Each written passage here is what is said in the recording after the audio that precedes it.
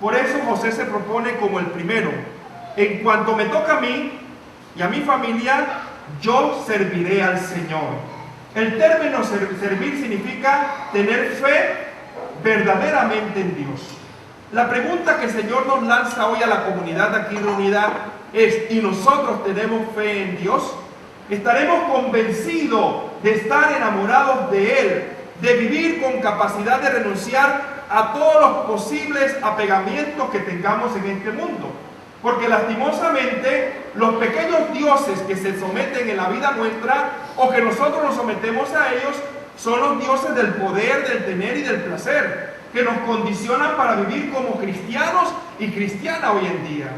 Por eso el Señor nos pregunta si nos capacitamos para renunciar a esos pequeños dioses y vivir con el Dios Yahvé, que es de ternura, que es de seguridad, que nos ha comprobado en nuestras propias historias personales cómo Él nos ha liberado y nos ha permitido caminar hacia una nueva luz y hacia una nueva senda. Por eso, queridos hermanos, esta palabra de Josué es un compromiso de vida para nosotros. Y ese compromiso lo estamos asumiendo en el proyecto del Evangelio de hoy.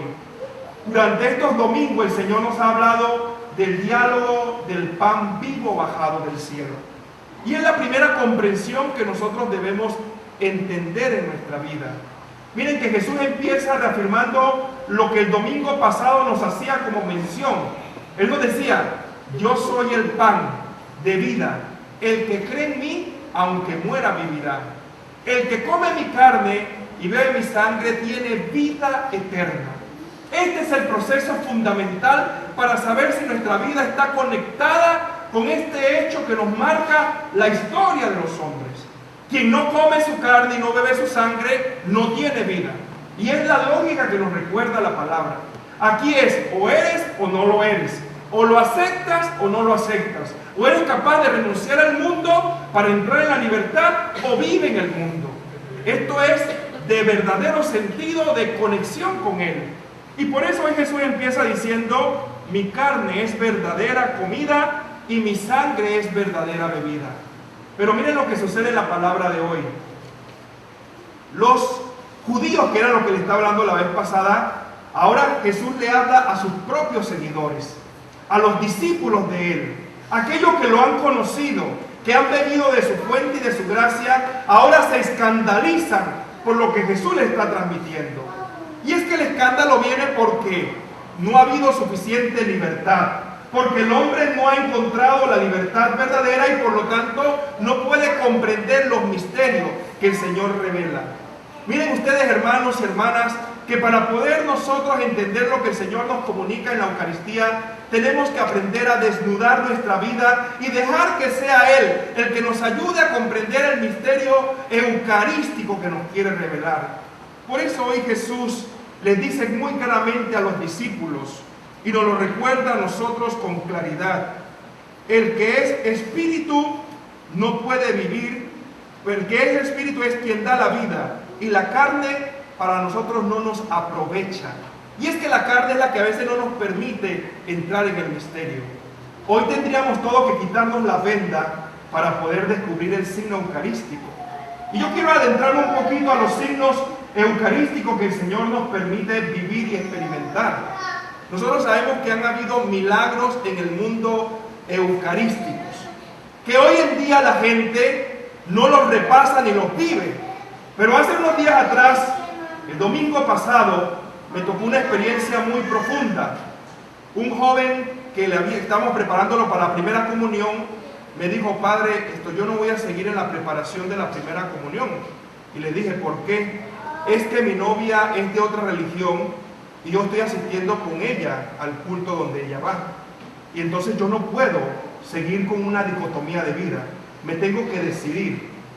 Y yo me quedé frío. Digo: ¿y tú te vas a decidir por el otro lado? Me dice: sí, porque ella está en esa religión y yo he aceptado a Cristo en esa religión.